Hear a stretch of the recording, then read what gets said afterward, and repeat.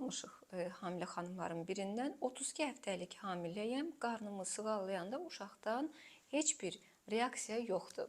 Yəni düşünürəm ki, hamilə xanımlar, qadınlar nə qədər həssas olurlar həqiqətən də bəziləri. Gələcək bu uşaqdan nələr gözləyirlər artıq elə hamiləlik dövründə.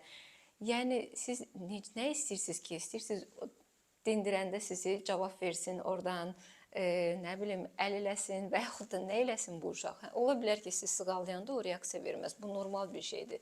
Bəzən reaksiya verə də bilər. Yəni siz hərəkətlərini tutaq ki, aktivləşdiyini hiss eləyə bilərsiniz. Bəzən də heç bir reaksiya olmaz. Bu o demək deyil ki, uşağınızda nəsə anormal bir şey var, problem var və s.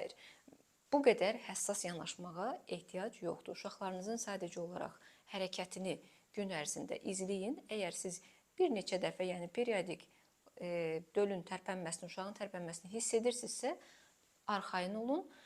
Hər şeyin də bu qədər dərinə getməyə ehtiyac yoxdur.